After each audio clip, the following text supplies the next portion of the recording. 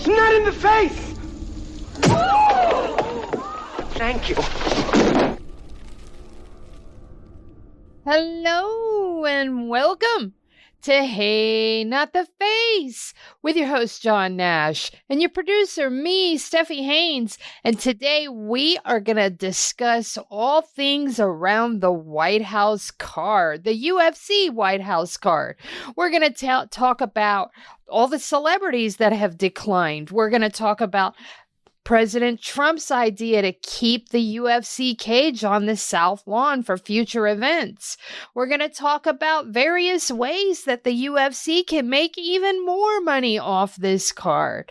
But if you want access to all of the things that we're going to discuss in today's episode, you're going to want to pick up a paid subscription because each one of our episodes is divided into two equal parts, a first half and a second half. And the second half is always behind a paywall. So if you want to be able to listen to the entire thing, you're going to need to pony up a few bucks for us, and then you will have access. And we thank you for that because it helps us keep the lights on around here. Now, John, how the heck are ya? Oh, spectacular. It's a little humid out here in Minnesota today. I'm not usually used to this type of humidity being from, LA where it's dry all the time. It's a desert. But it's probably barely humid, but I'm feeling it today for some reason. It's super humid here because for the 8,000th day over the last 2 months, it has poured down buckets, like literal thunderstorm. It started out sunny, and then all of a sudden everything turned black. It started thunderstorming, and once again it's full sun.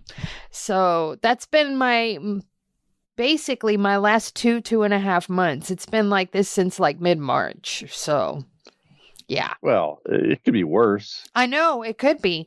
It could be awful, but my lawn, oh my God. We have a lawn guy and he just cut it last week and it's already up to my mid-shin. It's terrible. I'm going to go broke paying the lawn guy. I kind of feel like you're exaggerating that it's up to mid-chin unless you're laying down. I find said that hard to believe. Shin. Oh, shin. I misheard. I heard chin. I am sorry. I am not a gnome. Okay. Okay. I believe you. I just thought I am a human-sized female. I'm not a dwarf. Okay. It's mid-shin. It's about 6 inches high already, 7-8 inches high. It's pretty tall already, and they just cut it a week ago. So yeah. It's bad, and I'm going to go broke paying the lawn guy because, we have a homeowners association, and they actually fly drones around and check people's backyards, too. Oh, my God. Oh, yeah. The Gestapo. You have the Gestapo as your homeowners association. We do. And I think it's because they want to stop people from building and putting in pools and things like that without getting prior authorization first. I don't know. But yeah, we live under the Gestapo here. But enough about me. Let's talk about all the things we're going to talk about today. And OG listeners know what I'm getting ready to ask you first. Are there any new filings or updates to the UFC antitrust cases? Well, no, there's no new filing, so I have nothing to share there. And no real new updates. I guess the only thing I could share on that is remind people that the next big major event coming up is the Monday after the UFC White House event. There will be a hearing in Vegas about the motion to strike. So that could be eventful. I don't know what determination the judge is going to make in that. I don't believe he's making his decision on the motion to strike. I think he's going to hear from the plaintiffs their argument for what the judge should do, what they want to see in a motion to strike. And again, a motion to strike is you're basically losing an argument. It's kind of like a sanction. You're losing an argument that the defendants are making in their case because they've been so grossly negligent in keeping their material for discovery. And so that'll be decided Monday. At least there'll be a hearing on that. So that's pretty important. We will get roving, our field reporter, I should say, Alessandro Gelke are drafted, who has no choice in the matter now because I will make him do it. Because he will be there. If he goes, I will make him call me and tell me what happened. So at least we have someone there, because God knows you can't count on anybody else in Vegas to show up at these hearings, which obviously have no impact whatsoever on the UFC or mixed martial arts. Well, all right. So we're going to move on with our main topic of discussion for today, which is the White House card, because all this week there has been a lot of news to digest surrounding it.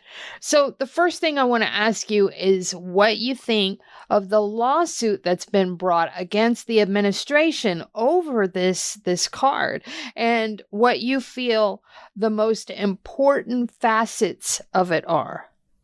Well, what I think of it, I think it's hilarious. That's the honest truth. And now I'm sure a lot of fans, I'm sure people listening to the show, they don't want to see anything happen to the event because they want to see the event. They think it's ridiculous to have a lawsuit stop it. And I generally agree with that. But you got to remember, from our point of view here in the media, as sad as it is, we need content. We need discussion points. And there's a strange joy I get about just pure chaos and effery. And we talked about this off the air. We talked about previously, me and you, back and forth messaging.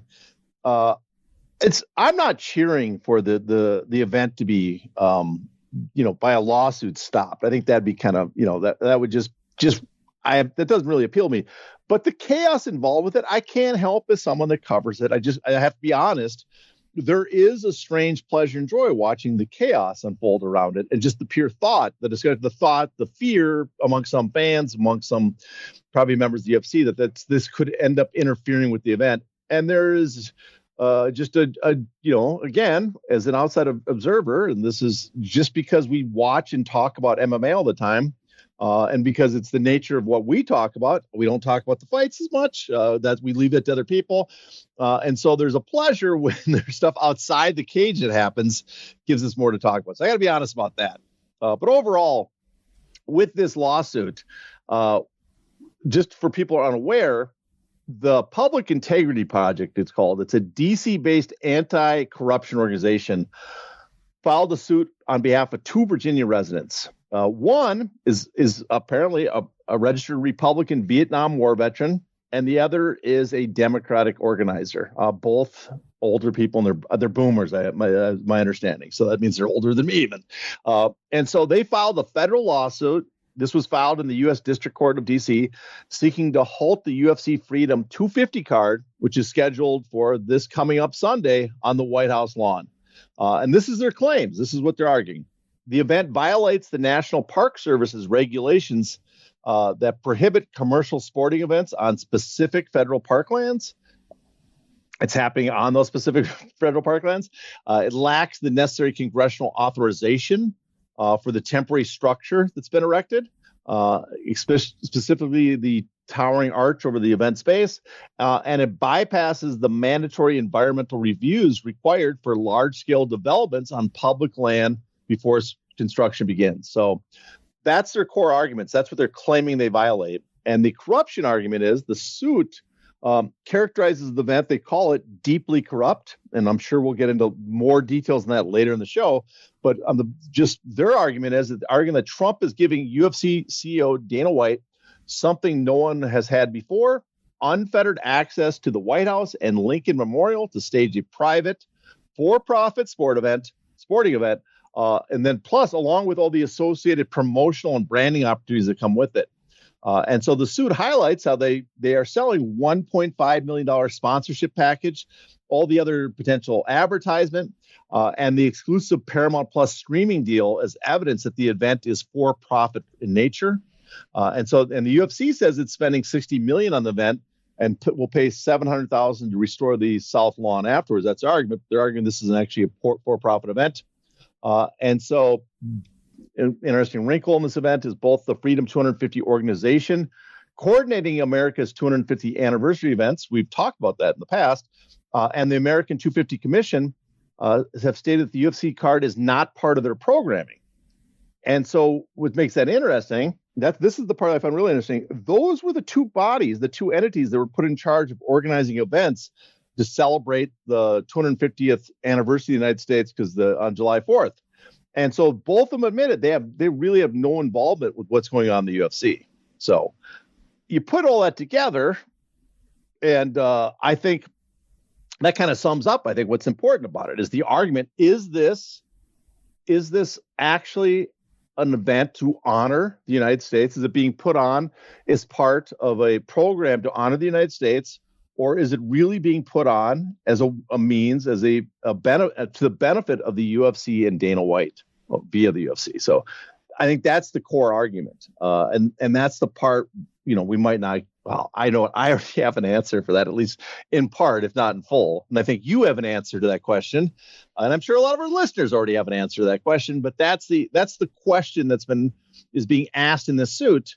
I'm not sure the suit will actually, the courts will actually get to answer that. But I think that's the key fact in this case right now.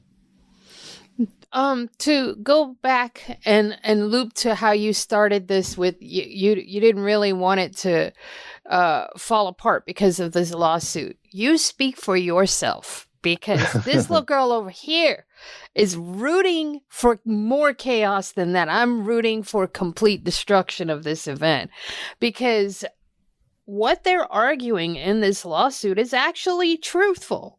It's not like they're launching a frivolous lawsuit. It is corrupt. We all know this. This whole administration is very, very corrupt. And it's a blatant money grab by all parties involved, because there's going to be a lot of money made off of this event. Oh, yeah. And they even cite not even direct money. They cite Mark Shapiro's discussion of the advertising, the promotion this event gives the UFC, all the later impact it will result in, which is super important. Now to get back to the event getting canceled, I think just to be openly honest and put my cards on the table, the ultimate result for me as a lover of chaos would be not to cancel the event so we don't even have it, but to have Thunder on Sunday, late. Oh, yes. Sunday, you know, I've already talked to you about this. I'm also rooting for that as well. If I can't get this event canceled, I am rooting for the mother of all storms to open up. And all of those big, tall metal structures, ooh, my goodness. Lightning would have very few places to go with all that metal, right? I imagine what I remember from physics as a kid, younger. Yes, I think that'd be the attraction, that'd be the threat, the fear. But the beauty of that is it doesn't kill the event, because my understanding is, and I could be wrong, is they could postpone it up to a day later, the event.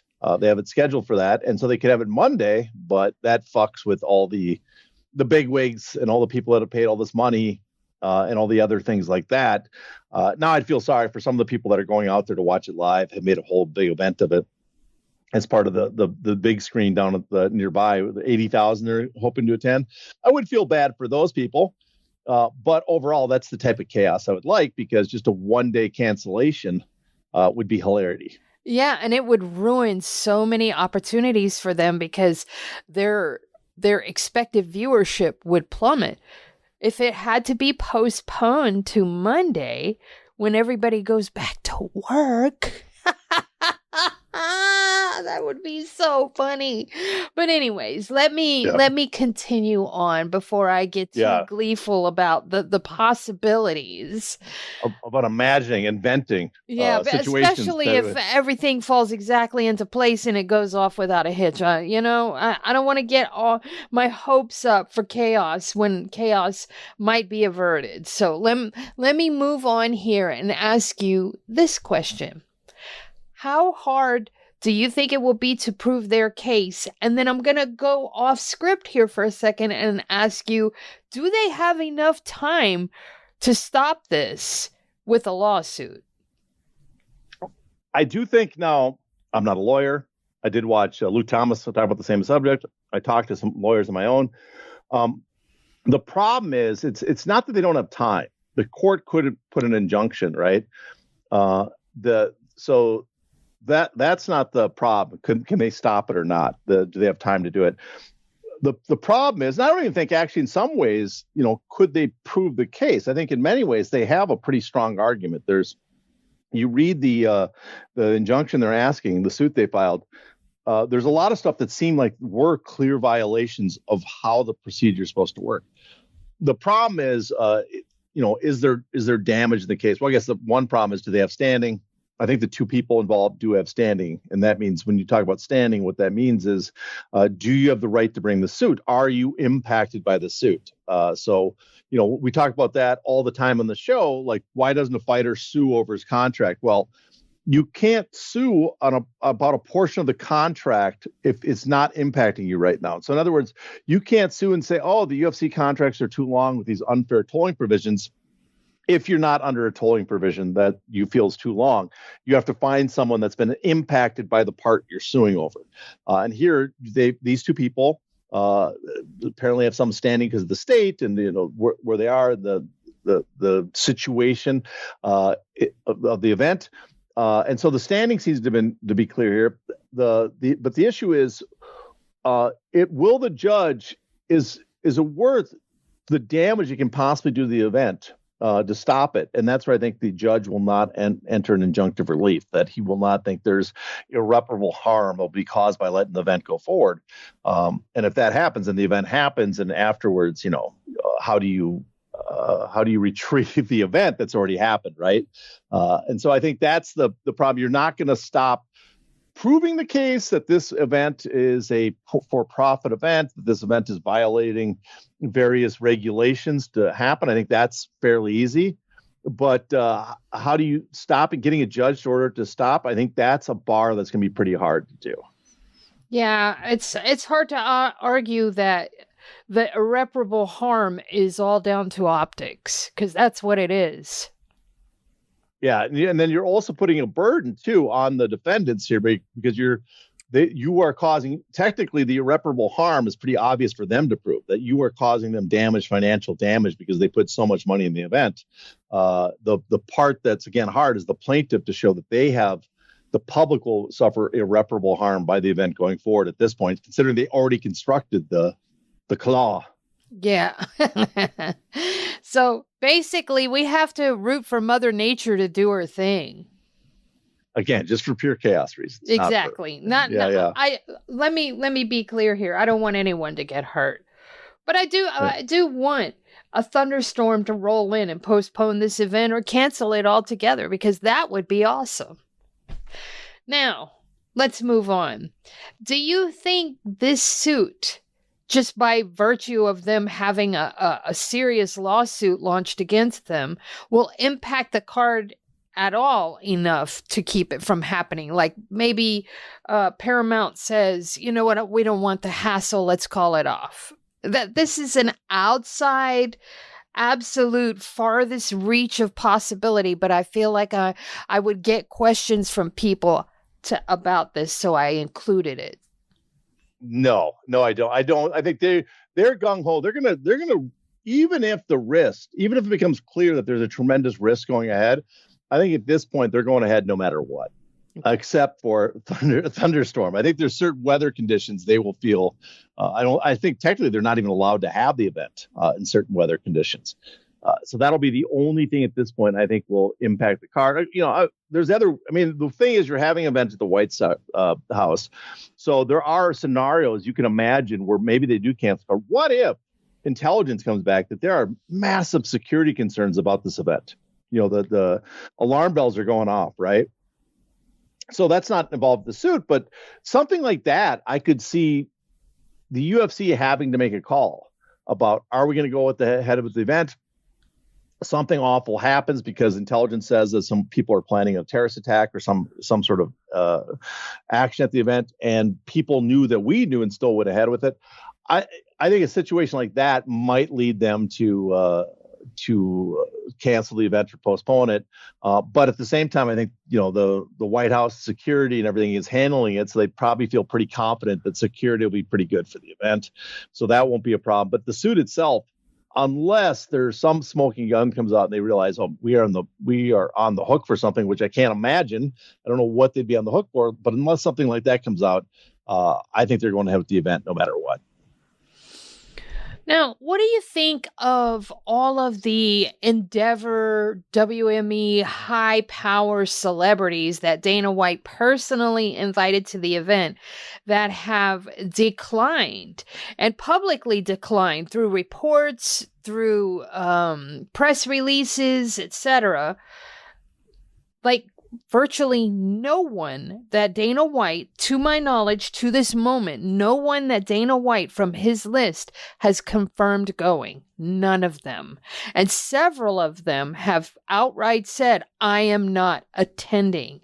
Now, do you think that could cause any impact to the event as far as optics go, as far as how many people might watch, tune in, etc.? Maybe they see all of these A-listers saying, yeah, no, thank you. And maybe they've decided, hey, you know what? Where there's smoke, there's fire. Well, I think this is an evidence of celebrities are putting their fingers to the wind, right? And seeing which way the wind blows. And I think this kind of almost like a canary in the coal mine situation. I think it reveals that there might be some potential PR problems here. Because then what's happening is, I mean, for God's sakes, Milli Vanilli canceled performing at this. And there's only one of them, right? And I don't even think it's the person that actually did the singing, not the two. There's one guy left from Milli Vanilli. It's not even his band. He has another one. It's the guy I think did the actual singing. One of them created a Milli Vanilli. It's not either way. There is no Milli Vanilli anymore. And even at that, it's the fake Milli Vanilli. And Milli Vanilli, if you don't know, kids, was already a joke to begin with from the very beginning. So it makes no sense why you invite them. But we've gone down to grade D. This is like getting Sha Na Na to play at Lollapalooza or something. People don't know who Sha Na Na is. Oh, come on. Everybody knows who that. They're huge. No, I'm just kidding. Although they did play at Woodstock, which is crazy to think about. But this is like getting a grade CD celebrity and then finding out that not even is it grade C or D, it's the ripoff artist, that's the imitation, the tribute band, or whatever, any version of like that you got instead, and then they reject you. So the evidence, that should suggest to people is not that, they're getting shamed because Hollywood's going to blackball them. I mean, that's obviously not what's happening. We're talking about some of the most powerful people in Hollywood who have showed up in the past to hang around with Donald Trump, to hang around with Dana White with no problems. What that demonstrates, I think, is their concern, them and their management probably, that this event is too obviously about Donald Trump, that because it doesn't involve, as I mentioned a little while ago, it doesn't involve the Freedom 250 organization or the America 250 Commission. This is being put on by the White House. That neither of them really had much to do with the music acts. That everything seems to be staged to promote Donald Trump. I think that made a lot of people uncomfortable because I think we're all aware Donald Trump's approval ratings have been plummeting. That's one thing, and the public generally do not like, things like this. The public wants these things to be nonpartisan. As much as they claim they're nonpartisan, they were being set up as promotional tools for Donald Trump because whatever reason, that guy has a psychological problem where everything has to be about him at all times. And so they do not want to be attached to this because they do not, when it comes back, when there's blowback because of it, not that there is, but it seems apparent to me that they put their fingers to the wind and they're concerned about the direction it's going to blow if this event is seen as too political, and they do not want to be attached to it because they don't want to be attached to something that could end up being radioactive. And I think that's what we should take away from it. That's the lesson here, or at least that's what we should read into it. Why these celebrities are doing that, and what the potentially could happen because they're taking this action. So I think that is what's happening with the celebrities. They are concerned because this event is obviously so political. And obviously now it's also coming out that it seems like it's not a pure money grab. It's an effort to appease Donald Trump, but there's obviously such a financial interest in it for the UFC. It's just not going to look good, and no one wants to be attached to it in case there's blowback over it. And so I think that's why the celebrities are backing off more. It's not that I'm sure it's not that they hate Donald Trump suddenly or hate Dana White as much as some people might pretend that's the reason. It's they are afraid of the consequences if there's blowback for this event. Now, do you think they're acting alone? Because I heard you say them and their management, but these are WME people. So isn't their management someone underneath Ari Emanuel? I mean, it could be, but it's also their management might have more loyalty because good managers have a fiduciary responsibility. And there are cases of people that work at WME bucking the company in support of their clients. And it's not uncommon for top talent managers to leave a company and take their talent with them because it's all about personal relationships. So it's very possible. Even the WME celebrities, even if their management is told by Ari Emanuel directly to have them come, to try to convince them to come, they might tell their client, this is not good for your image. And because I have a responsibility to you, at least I should, theoretically, technically, I'm going to advise you not to come to this event because it could be damaging to your career. Do you think any of them are acting solo? Because, Adam Sandler is a pretty big wig. Mark Wahlberg, Dwayne Johnson, they're heavy hitters in Hollywood. Do you think they could just be acting alone and not without management guiding them? Just say, nah, I don't think so. This looks shady. I think that's very possible too. All three of those guys understand optics in Hollywood. All three are very good at image creation, of paying attention to the trends. So it's very possible that those guys, Wahlberg's a little questionable. I'm not so sure about how smart that guy is, but the rest, it's very plausible, very possible that just on their own, they look at it and said, this could blow back. I just do not want to take the risk. And again, I think this is evidence that there's potentially is a blowback for it because those stars are not going to be, those guys are so big, right? That Hollywood kind of bends to their will. They do not have to worry about being canceled for hanging out with Donald Trump. That's going to hurt their careers per se, just by being seen with them or going to the event. They're that big. They don't have to worry about that. They also, no one can tell them what to do too. They make up their own decisions. And so why they're not coming, I think, is an indication that the potential blowback is not that there's hostility from the liberals in Hollywood. The potential concern is that this event's going to look very bad. It's going to be very partisan, and I will not be able to explain my attendance without looking partisan myself. And these guys are, kind of like the old Michael Jordan adage for a lot of them is that, when people asked Jordan to get involved in more democratic politics, he said, Republicans buy shoes too. And that's kind of been the behavior of like The Rock, especially. He's very careful to make sure he does not look like he's choosing a side politically because he sells to everybody. But he has mentioned in the past that he's not a fan of Donald Trump. So there is that. Well, he's said that somewhat, but he also hinted he's not, that he leans both ways. And I'm sure Wahlberg, he's not a fan of the left at all. So I don't think he would have a problem. But I think the problem would be that they do not want to be looked like they're at an event that looks purely political, because their attendance then could be construed. Let's say The Rock doesn't like Donald Trump, whatever. His attendance, because it's no longer nonpartisan, could be construed as him endorsing Donald Trump. Same with Adam Sandler. Adam Sandler's not a fan either. So let me move on then, and let me ask you this. What do you think about Donald Trump's idea to keep the UFC cage on the South Lawn permanently for future events? Well, I tend to think that was pure trolling by Trump, that he was just saying shit to get a response. That's what I tend to think. But you never know for sure with Trump. Does he really mean it? That's obviously, that's really absurd to really do. But the one thing that's interesting is, first, I am working under the assumption that he is, again, trolling, that he's not serious. But if he is serious, if he wants to keep the lawn, or he also said, we're going to let's do this every year, the UFC events, would be really happy to hear that. Shareholders in TKO. And so there's that. It is conceivable in some way that perhaps he tries to make this an annual event. That part, keeping the claw up the entire time, I think that's unrealistic. I think there'll be a lot of pushback, and I think he was trolling people.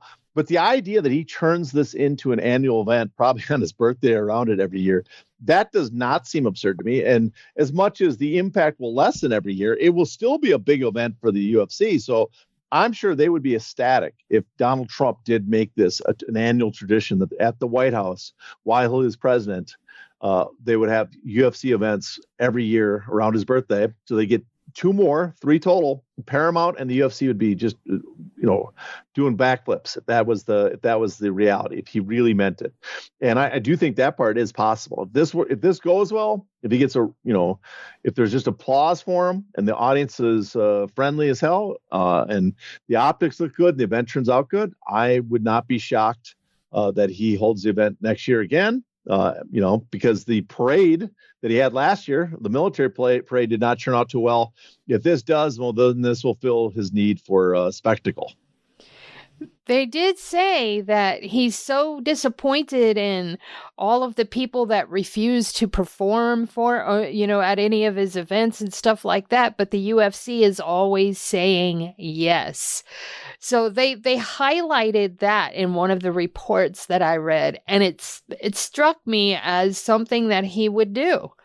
That maybe he doesn't keep the structure up, but maybe this does become a regular thing, because the UFC is the only ones that always say yes when all these other performing acts and has-beens all the has-beens said no. I mean, come on. If the has-beens are saying no, but the UFC is saying yes, why wouldn't he make this a regular thing? Brett Michaels canceled. Brett goddamn Michaels canceled. Yeah. All right. So let's talk about the money. Because last week we spoke about ways that the UFC will make money off this card and how they like to go around and act like they're doing some charity work when in reality they are going to make some money. They're probably going to make more money than just breaking even on their $60 million investment. And from the looks of things, a lot more. So let's talk about the commemorative coins and get your take on those specifically. Well, again, it's just like Governor Lepetime from Blazing Saddles. What won't that asshole put his name on? And that's Donald Trump and the UFC, because they have a tendency to sell shit all the time, put their names on anything. Hot dogs, branders, a hot dog brand. Who the frick has a hot dog brander? UFC. They have a hot dog brander. Donald Trump puts his name on every meme coin possible, and so I'm not shocked by that. But it's again, it shows I think that's the concern, and that's why you bring up the celebrities putting their fingers in the air, just the appearance of the corruption involved. Now, generally, corruption has never come back to hit Donald Trump, right? And I'm sure we have Trump fans out there, but let's be honest. Trump has brought a level of, I want to be careful with my words here. Trump has brought a level of financialization of the White House, benefiting from it, to a level that's never been seen before. You can talk about any other corrupt president or whatever, but no one else has used the position of the White House to benefit his friends and himself as much. And some people just don't have a problem with that. Okay, that's fine, but that's the truth. But the optics are terrible, right? And normally it glosses over because it's a story no one's really paying attention to. But now you're shining a light on this UFC event. People are paying attention for the first time because it's so bizarre. From a guy my age, I'm sure a lot of people I know of my age and around that are amazed this is happening, because it just seems so bizarre that it's getting all this attention that would normally never happen for an event at the White House. If you had a concert there, it wouldn't have brought up this much attention. If you had a UFC event somewhere else in Madison Square Garden, it wouldn't have brought this much attention. But you're having it at the White House, so there's all this media, all this public focus, and then on top of it, you are going to do stuff that looks like you are making money on it, and your friends are making money on the event. And the stories are starting to bubble up about that. Now, are they going to get bigger? Are they going to cause major problems for the UFC or the White House? Who knows? But I do suspect that is the major reason why these celebrities have been backing out, because they are worried the implication if this takes off, that there's more attention brought to this.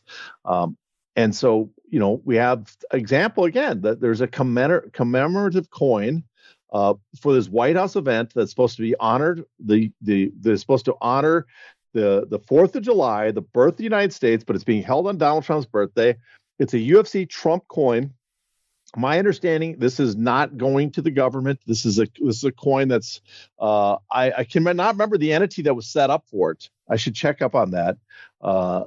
The Trump UFC coin. What entity is getting paid for that? I cannot remember. I glanced at it. I'm not sure. So let's see who it is. Okay. It's the Trump coins. Oh, the manufacturer is there's okay, I should have guessed this. Trumpcoins.com, which also operates as Real Trump Coins, is the partnership agreement. And so if I'm not mistaken, that's owned by the family. That is a for-profit business. So put that together, and that is not a very good look. It's the public wants, a non-commercialized, non-partisan event. And instead, we have this event that seems like it's very much partisan, very much purely about Trump in many ways. I guess not purely. They're trying to claim it's about the UFC's birthday. But it seems much more focused on Trump than what you'd normally suspect about a event that's supposed to honor the 250th birthday. And on top of it, there seems to be a lot of people making money on the backs of the celebration of our 250th anniversary. They will end up making money well after this event from all the people that want to get their hands on any of the memorabilia, commemorative coins, T-shirts, posters, gloves, shorts, whatever they happen to put forth. People are going to want that stuff for, at least a month or so, several weeks after the event, for collections and things like that. I feel like the collectibles are going to make them so much money well after the weekend of the event. Would you agree? I mean, no, I think it's possible. And they should know too that the Trump coins and stuff is owned by the company who, and obviously, who could forget this company, and I'm pretty sure everybody could guess who owns it. Fight LLC. Mm-hmm. So this is it's a corporate entity owned directly by Trump. So when they release these coins, the lion's share is going to go to this entity owned by Trump. It's a for-profit. To access the bonus content of this episode, you must be a paid subscriber. To do that, go to heynottheface.substack.com and subscribe today.